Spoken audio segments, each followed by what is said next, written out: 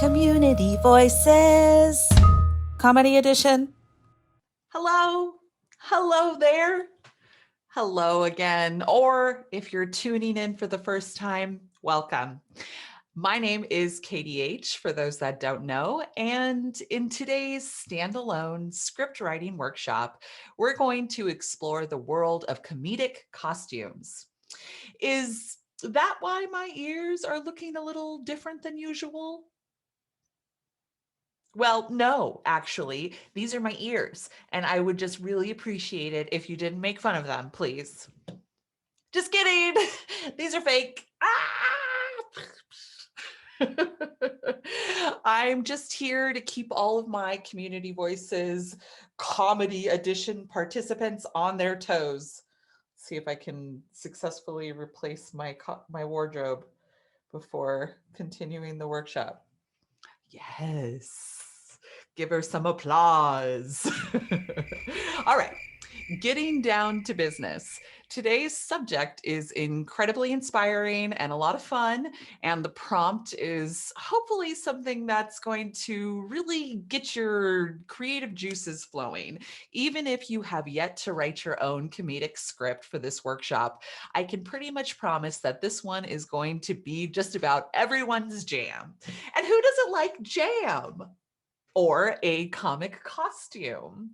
And as always, let's get things started and let's chat about what I mean by comedic costumes for the sake of this specific workshop. This subject is a little clearer than other subjects we've explored. Specifically for this, for the sake of today, I'm interested in costume pieces that either inspire or drive a comedic plot or character in any kind of performative text. In comedies, costumes are utilized in many, many ways. I have a couple of examples to share with you. In some worlds of a comedic script, there are character driven examples where the costumes are catered to help elevate the person in who they are in tone. For example, the Big Lebowski. This is the title character who is also very specifically very chill. The Big Lebowski in this movie is a very chill character. And he's so chill that he roams around the movie in a robe and slippers for the majority of the film. There are also characters like Dion and Cher from Clueless who define who they are as Hills teenage trendsetters with their exceptional wardrobes. These are examples of character driven costume pieces in the comedic world. They're almost a little bit stereotypical of who those characters are. And then there are comedic costumes that are plot driven, that help kind of carry us along in the world of the plot. There are examples like the gender bending transitions in Tootsie and Mrs. Doubtfire, and how those two gentlemen looked dressed up as women. This was a very important element of the comedic storyline in these films. And there's also changes in characters when they move through the Stepford Wives factory. If you've ever seen the new or old version of the Stepford Wives, the transition of a character before they go into the Stepford Wives world to after is a very important element of the plot and the driving source for that specific satire. There's also Freaky Friday and the changes between mother and daughter as they inhabit each other's bodies is really symbolic in the way that those characters are dressed. We have this young teenage girl who dresses in a business suit, and then vice versa. And that was a really wonderful example of how costume can support the way a plot is driving a comedic film or any kind of narrative. And then there's environment-driven costumes that invite audiences into a new world. Like, for example, Edward Scissorhands. All of the costumes in that film are very heightened, but especially the title characters' costumes. This sort of establishes that we're in an alternative world, one that's a little slanted. In fact, you can find elevated costume pieces in all of Tim Burton films. Can anybody say Beetlejuice? Don't say it 2 more times. Beetlejuice, Beetlejuice. I secretly wish that Michael Keaton would appear and we could hang. That would be fun. Another example of a director that uses costumes and the environment to really establish their comedic worlds is Wes Anderson. Wes Anderson is a very stylized filmmaker that really, really loves to play with elevated costume pieces to help explore the world that is slightly askewed for his comedic films. Now, let's go ahead and check out a fun chat that I had with costume extraordinaire Shelly Williams as she shares more examples in the world of comedic costumes.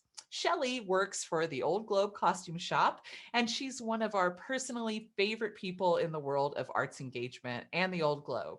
She's also incredibly knowledgeable on all things funny costumes and just any costumes. Let's say hi to Shelly. Hi, Shelly. How you doing today? I'm good. How are you? I'm pretty good. Thank you so much for joining our comedic costumes chat on this workshop. You're here because you're an expert. You've also developed many different pieces for many different shows. And I asked Shelly to join us today to talk about all things comedic costumes. And Shelly brought a lot of examples. Do you want to kind of dive into that? Yeah, sounds good. Cool. So when I was looking into this stuff, I kind of just started looking at images and figuring it out. And I think I've sort of come up with 4 different categories that we can talk about today. Okay. What's number one? Well, number one, funny you should ask. Number one is clothes that end up being funny in certain situations. Ooh. So, for example, I went to graduate school at San Diego State University. Rolls off the tongue. And I was about to yell, "Oh, Aztecs!" I was like, "What's there? What? Go Aztecs!" Okay. Yeah. So my thesis show when I was in grad school was Triumph of Love. There's a play version of that, and then there's also a musical version. So we were doing the musical version.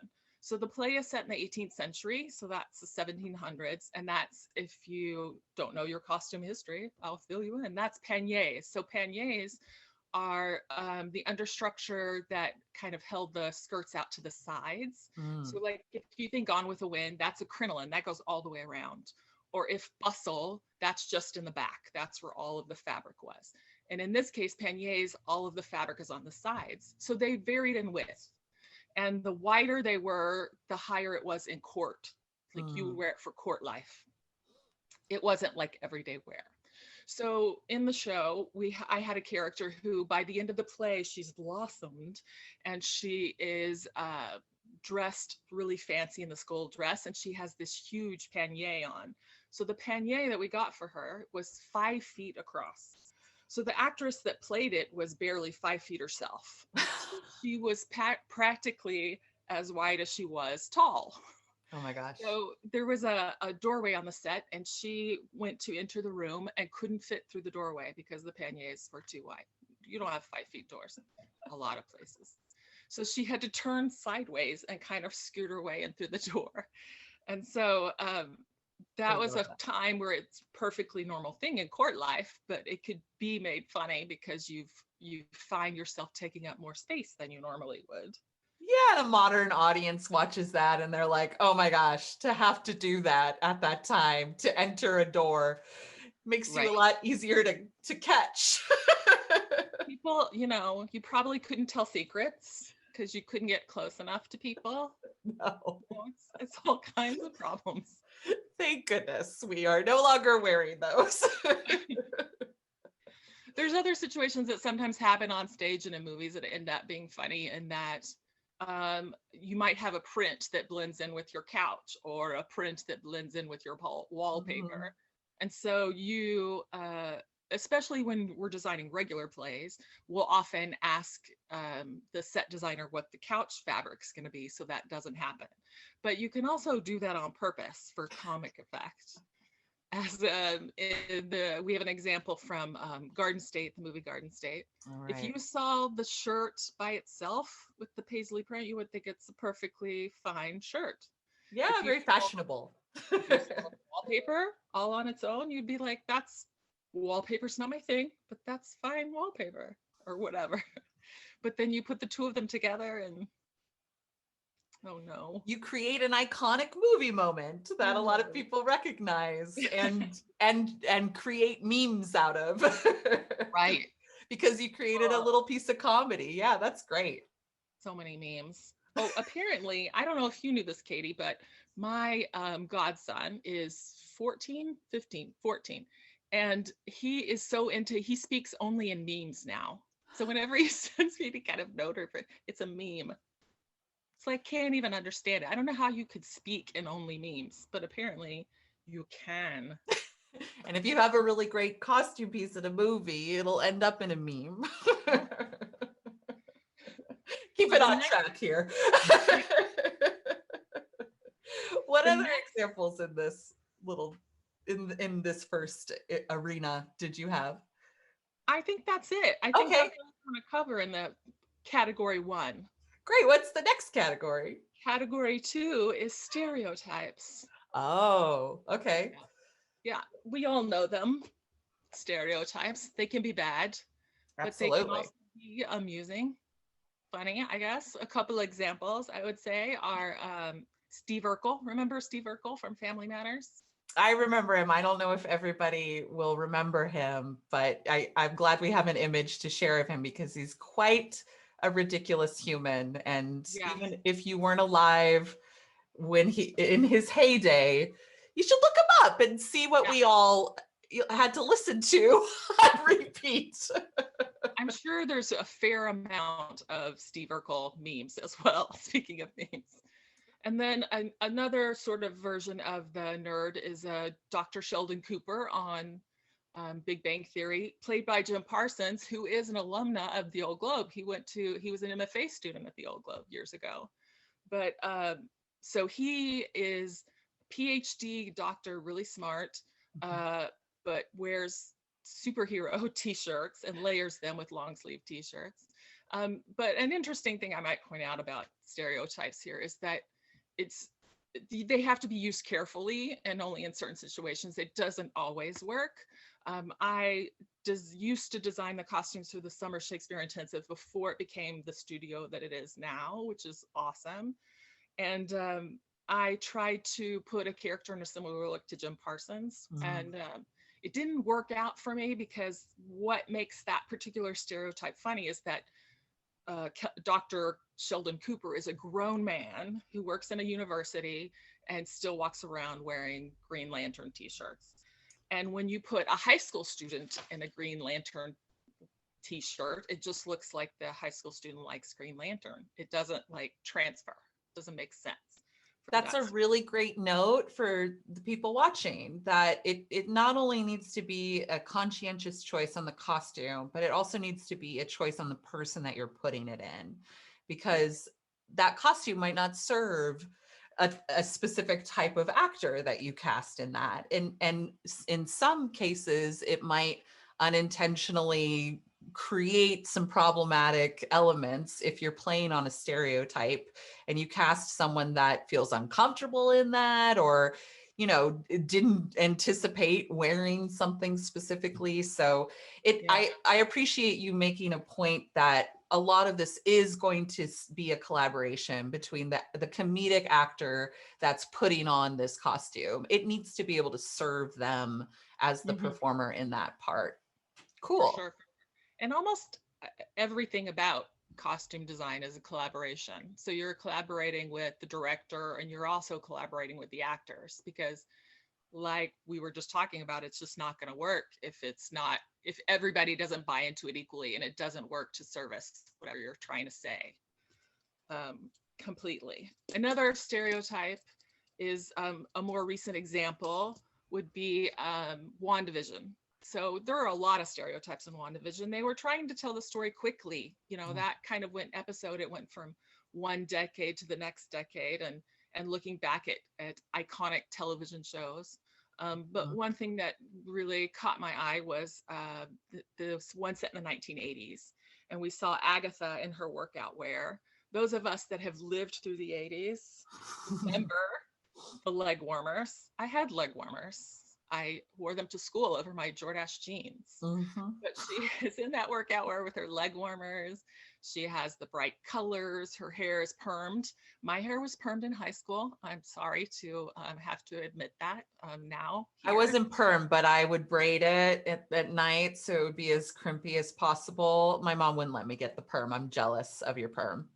Oh, well, it wasn't that great, because when you have long perm, it just weights down, falls right out. So it's good for like a week, and then you might as well be braiding your hair instead of getting a perm.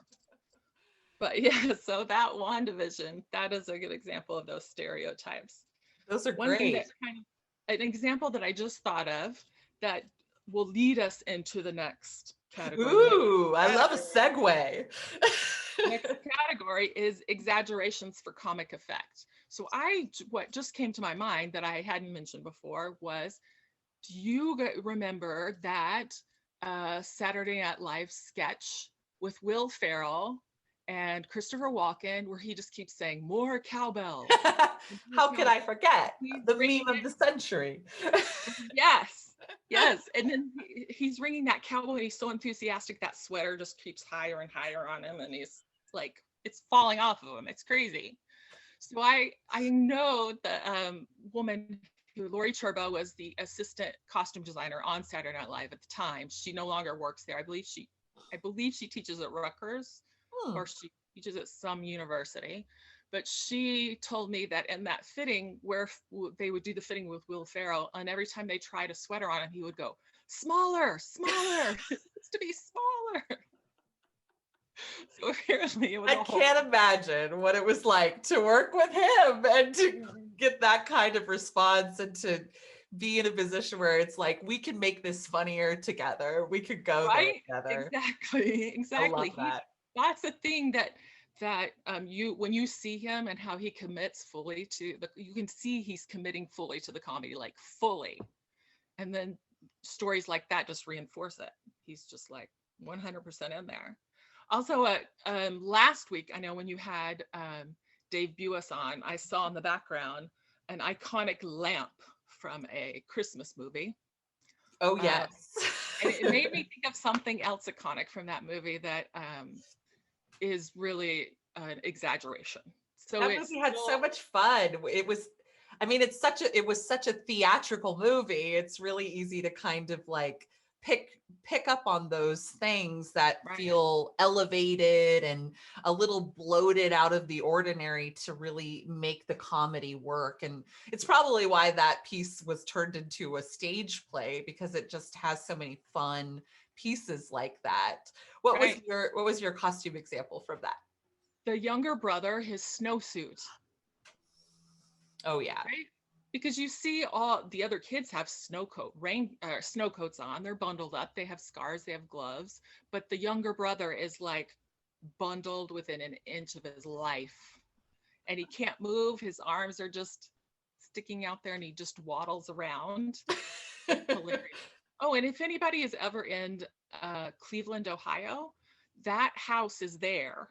And then you can take tours of it, and all the props and stuff are still there of the whole house. And then there's a museum right across the street. You can see all the stuff. It's really cool. That is cool. So, and then another example of exaggerations for comic effect are practically anything from the Carol Burnett show. Right? If you haven't seen the Carol Burnett show or I Love Lucy, we talked about I Love Lucy last week, like, do yourself a favor, watch these shows. They hold up.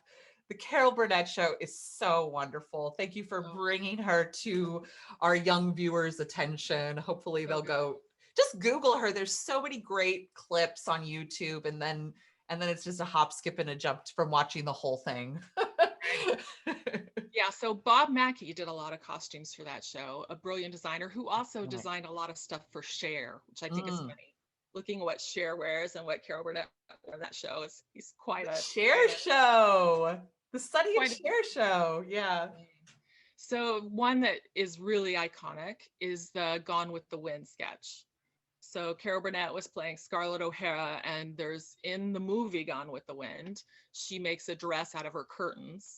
And so they took this and just went full blast on it. So it's literally looks like curtains turned into a dress. It has the fringe on it that has on curtains. It has a curtain rod going across her shoulders and coming out the arms.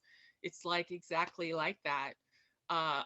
Yeah, there's another image I found. I'm not even sure what sketch it's from, but it's her and Harvey Korman is next to her, and she's got this turban on and all these feathers, and she's doing all of her expressions like she does. And you can see how he's so close that those feathers are touching his mouth. So you could just see there was probably so much comedy about feathers and mouths and eyes, and it's just so good. So hilarious. I love that you continue to put the actors at the center of this conversation, because I mean it's really important, and I think like it's an important thing for writers to consider as well. Like who are these people filling these clothes, and you need to think about them as real people, because they're going to be bringing the life of the comedy that you're hoping for. And you need to make sure that you are clear with that character and how you're writing them, so that the clothes aid in the celebration of the development of that character, and don't hinder it.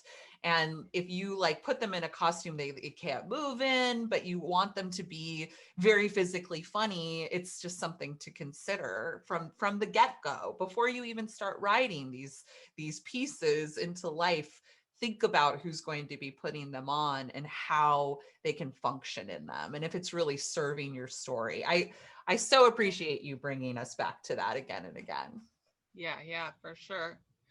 The other example I would like to mention. This is our last one, right? The fourth example? This is the third example before we go to the fourth. Oh, okay. Okay, cool. Be quick, because you guys should Google these things anyway. I think I'm going to include some links. I'm going to include a link to the Carol Burnett Gone with the Wind skit, and a couple of other pieces that you've mentioned. I think that people should see them in action. Yeah. So you guys, if you haven't seen Spaceballs, you should see it. If you're like big Star Wars fans and you haven't seen Spaceballs, you don't exist. You've seen it. If you love Star Wars, you've seen Spaceballs. You know what I'm talking about. Yeah. So it's a spoof. Spaceballs is a spoof of Star Wars, and so there's a woman, Daphne Zuniga, who plays sort of the Princess Leia character, and Princess Leia has those iconic buns, but in Spaceballs, those buns turn out to be earphones. I think at one point she says, "I can't hear you," and she takes them off. You're better. And then Rick Moranis, who is sort of like the Darth Vader character, has the Darth Vader shaped helmet, but it's enormous. And like all the other people in the background are wearing these enormous helmets. I mean, that show is full of comic genius as far as the visual elements, iconic elements go. Yeah. And parodying.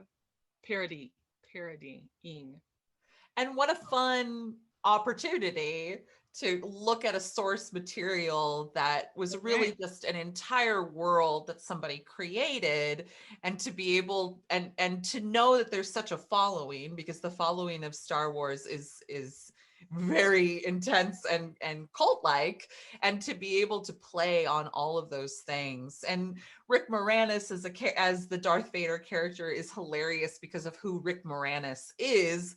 This little guy who would normally be playing the Urkel type character was playing the James Earl Jones kind of character, which you imagine to have more gravitas, to have more strength in him, and to have it be Rick Moranis was just funny. Maybe. in and of itself.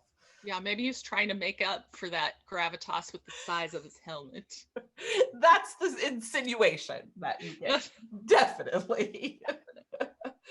So what's the last little section of comedic costumes you want to give us examples of? So the last one is physical humor. Fun. So last week, Dave Buis again was mentioning meteor shower that was at the Globe, where a meteor goes through a lawn chair and like into the deck and all the lighting and smoke effects and everything. Well, that chair was occupied by a person when the meteor hits one of the characters. So he comes back later in the play and has a giant hole in the middle of him. And so a lot of humor ensued from that too. Smoke poured out of it. What we ended up doing for some of that is using some stuff from a magic shop where you could remote control smoke coming out of it. And then at one point he drinks a cocktail from the bar, and it comes out the hole out of the little tubes. Also, something that was remote control, like from a magic act, that cued that off stage. In the wings, there was a dresser in the wings with a remote control. Making that happen. You don't always think of special effects, like makeup special effects when you think of costumes, but that's a huge part of this. Absolutely. Yeah. And a lot of collaboration in something like that as well between departments, for sure. Make that work.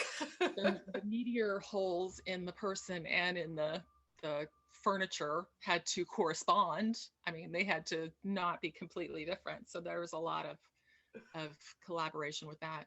And another play we did at the Globe called Baskerville was written by Ken Ludwig. It is a Sherlock Holmes spoof, right? And there, in that play also, there are a certain amount of people playing more than one character, most of them. I think only one or two actors only played one character in that show. But there was one scene where they were like in a field and it was super windy. And so they had an umbrella that was inside out. And then a couple of actors had these scarves that were around their neck that needed to look like they were blowing without actually blowing. So those were wired and they went around their neck and they just strung out behind them. And they were magnets too. And at one point they even switched directions, like the blocking moved. And so they had to make it look like the wind was coming from a different direction. So they would spin them around so that they would come from the other direction. And wow. So, yeah, there's different things you. Those are cool. I didn't get to see that one. I saw I saw the previous show. I saw Meteor Shower, but I didn't get to see that. I wish I could have caught that. Yeah. That's cool. Yeah, it was good. It was a beautiful set too. It had a bunch of little tiny houses that were around the edge of the set. They were gorgeous. And I love when you get to watch performers play different parts and how it's not really like you're trying to trick the audience that they're a different person, because, you know, for the most part, there's a program, you know, that people are playing multiple parts, but it's really about like the show of a comedic.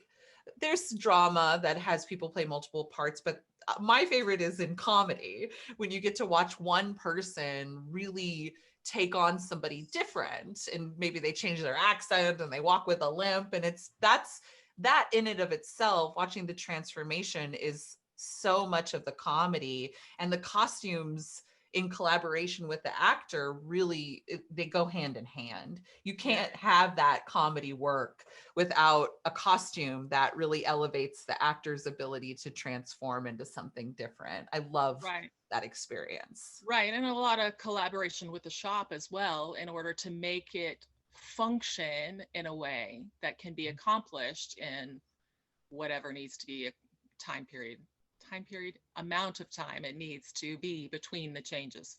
Absolutely. So, The Mystery of Irma Vep is a show that is two people, two men, and they play all the characters, and they play so many characters, some men, some women. I believe there was even one scene where somebody has a drape and they're doing a scene with two characters that they play both characters.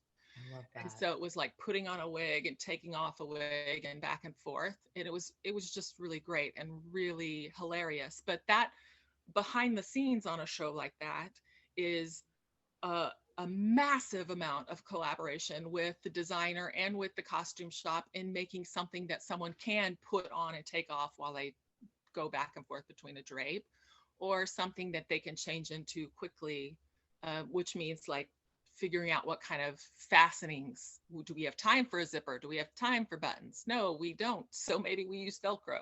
Maybe we use magnets. Maybe we use, who knows, you know. So there's a lot of that that goes on to figure out all those things as well. I love that. Well, Shelly, I've got to go. I got to go get everybody ready to write their own comedic costume scene that maybe one day they will have the fortunate ability to work with a costumer like you that's collaborative and fun and innovative and all of those wonderful things. Thank you so much for giving us your time today. We really appreciate it and love having you on. You're welcome. Thanks for having me. And I'm sure we'll see you soon. Yeah. And thanks again. And we'll get back to the writing assignment. Yay. Thank you so much, Shelly, for your time and your incredible knowledge on comedic costumes and just everything. We love you. Now, you know what time it is, dear participants. Or maybe you don't because you're new, and that's okay. But it's time for us to inspire you in writing your own short comedic costume inspired script. You can find a link to the prompt for today's workshop and all past workshops in the comments section of this video. And I'm going to go over it right now. So just like with our comic props prompt, that's a mouthful. I'd like you to take a look in your closet, and if your housemates give consent, their closet, and go ahead and pick 2 to 3 items that scream character or funny or ridiculous or whatever they scream to you. And then just take some time investigating these pieces. Put them on if you can, see how they make you feel. And then I want you to pick your favorite and describe it for us. The next question is, now I want you to imagine a character that would wear this item. And what would their day look like in this item? Describe that character and what their day would be like here.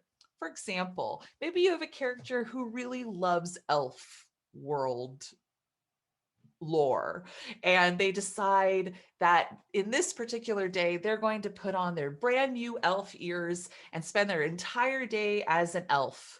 What would that look like? I think there's lots of potentially very funny inspiration that could come from that, and being a person who's been wearing elf ears for a while, I think I might explore that myself. And then you're going to choose how the piece is going to influence your writing. Is the costume character driven? Is this something that they wear all of the time? And how does this piece influence their life? Or does your character use this costume piece to change in some way? Are they exploring a new identity? For example, if I were to pick an elf ear wearing person, just to make it fun and to raise the stakes of the script, I would make the decision that this was the very first day that this person was going to wear their new elf ears. And this was identity driven, but up until now, they couldn't find the right fit of elf ears. And now they're just really happy with elf ears. They're finally ready to wear their elf ears to work every day. But no one knows about their elf world. And basically the whole scene would be about the comedy of this character coming into their identity with their elf ears. And you're going to make decisions like that too, inspired by your script. You're going to make your choices about the importance of this costume piece, and then you're going to write 3 to 5 pages of a scene where your character explores wearing this costume and what happens in the world when they do. And then send it to me, because we're getting down to the end of our workshop, and I am only collecting short comedy pieces for 3 more weeks. That's right. The final deadline to submit your short comic script inspired by this workshop or one of the past workshops is April 23rd. If you send me a script by April 23rd, it will automatically be considered to be part of the works for our extra funny comedy community voices presentation. That's going to be on May 6th. We picked a date for this final presentation. If you've already sent me a script to be considered, you're good to go. I'm going to reach out after our final workshop and let you know more information. And that's it for now, friends. I want you to get to exploring some really fun comedic costume writing. And then I'm going to see you next week for our final workshop as we explore blended comedic genres. Ha ha ha ha ha ha ha ha. Community Voices, Comedy Edition.